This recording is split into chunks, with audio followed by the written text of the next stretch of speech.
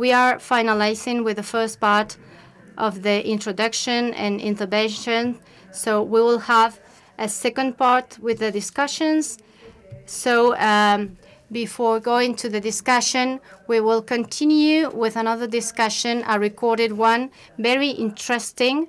It has also been recorded between the chair of the forum, Janez Potočnik, and the advisor, Mark Tinterington. Janez Potočnik couldn't be here today. Mark is here on this room, but they recorded this discussion. Janez Potočnik is from Slovenia, and you maybe remember him because he was European Minister of Science, also Environment and Fisheries. Mark Tinterington has a great experience in public affairs and is founder of this Forum for the Future of Agriculture. Janez, thanks very much indeed for joining us. I know it's a particularly busy period for you at the moment, which is why you're unable to be with us in Madrid at our regional forum. Just tell us a little bit about what you're up to. Indeed, Mark, it's quite a busy week. As you know, I'm co-chairing the United Nations International Resource Panel. And during this week, we have the World Circular Economy Forum here in Helsinki, actually. And it is pretty important for me to be there because International Resource Panel and World Circular Economy Forum are actually a kind of becoming a kind of strategic partners. But anyway, I would definitely like to be in person present at the regional conference.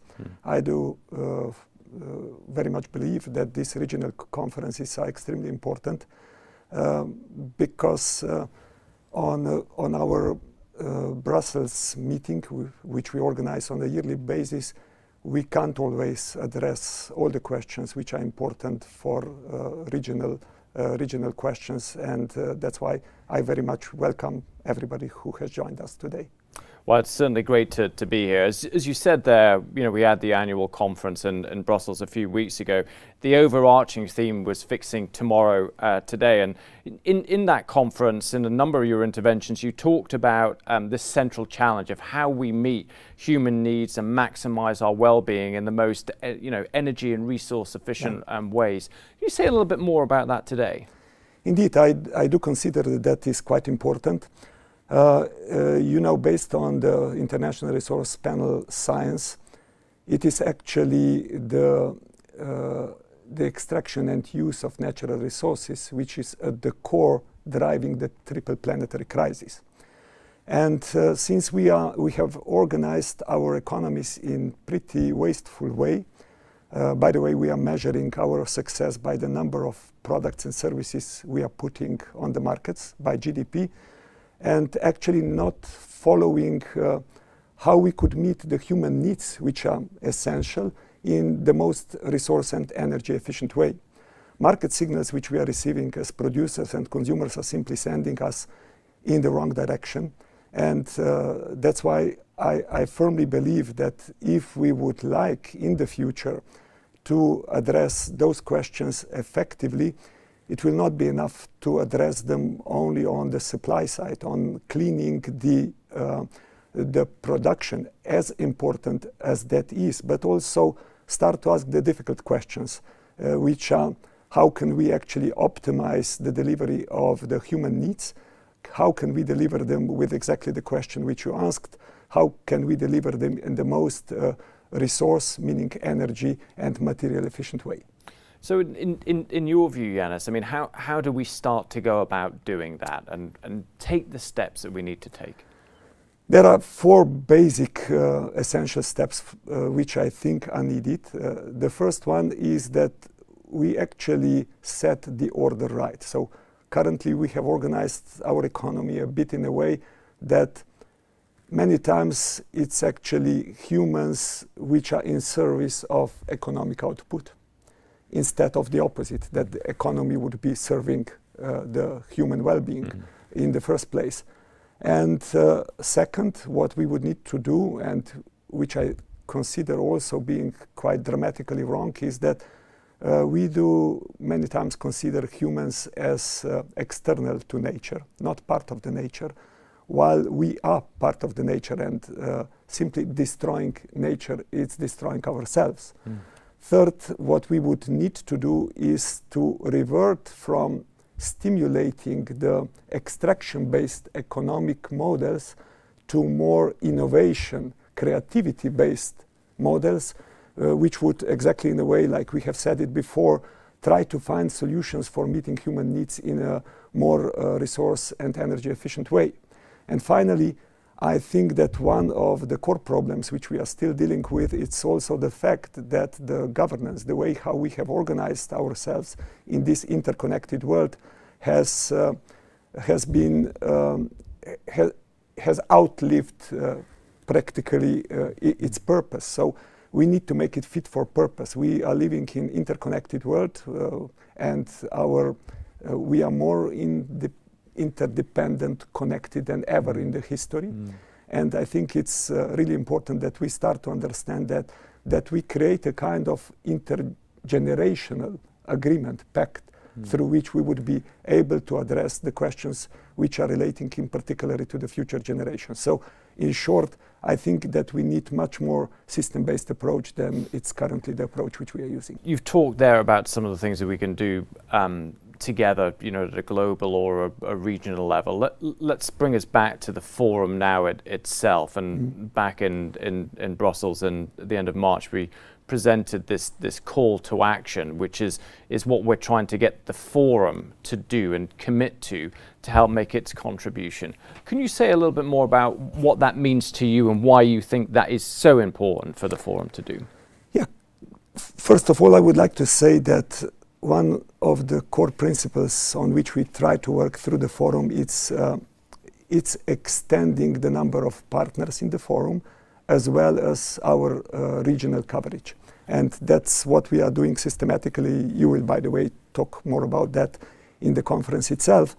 But what I think it's important, and what is actually this call for action, it's a kind of recognition that we have to move from speaking to working, doing. And there are few commitments, 7 if I'm precise, to which the partners have committed, and we are calling also the others who are attending our broader partners, I would say, of the forum, which are really trying to catch up from regenerative agriculture to the sustainability to the whole food value chain and so on. Those questions which are really essential for the success of our transition. We will monitor that, and we intend to go as concrete as possible, and also during the next forum report to not only to the partners of the forum, but to the broader stakeholders who are, thank God, each year very much lively attending our forum, that we mean seriously. So we want to really move from just talking to doing. It does feel a very significant step for the forum to have taken, but as you and I have discussed, in some ways the easy part was making the call to action. Yes. Over the next year we have to deliver against some of those commitments that we set out. So we look forward to doing that and working with you as we take that forward. Really important then for the forum, clearly. Let me ask you a final question concerning today's forum and conference here in Madrid. What would your message be for people that are in the room watching, participating today? What would you like them to go away with? I many times actually conclude my message by saying future will be green, or there will be no future for us. So I think we should be aware of that the time is running out, and that we really need to step into some systemic questions, which, by the way, with some of my friends from Club of Rome and Systemic, we have tried to address in our System Change Compass, where we have identified the most needed systemic changes, and also how this could be translated in the real economy. And I would really by the way, encourage everybody who is listening my address to look at that and see how this future organization could look like, that we could in reality implement the really impressive commitments which were done in the European Green Deal. By the way, it could be a kind of a good guide also for those who want to attend the future European Parliament elections. But finally, what I would like to say is I'm really impressed with what have been done concretely by some of the partners in our competition. In particular, I would like to congratulate Inolivar for the recognition which was given to them, but not only to them, but everybody who applied, because everybody who applied is actually the winner, because they try to show that with their concrete examples they can change the world to better. I think, as you say, if there is reassurance and comfort to be taken, it is from that competition. There are some good things happening. It's how we transform that into systemic change. Jānis Potočnik, thank you very much indeed for joining us today. Good luck in Helsinki, and look forward to reporting back to you on some of the outputs from today's event. Thank you. Thank you, Mark. Good luck to you, and my best wishes to everybody at the conference. To Jānis Potočnik and Mark Tainton. The future will be green, or there will be no future for us.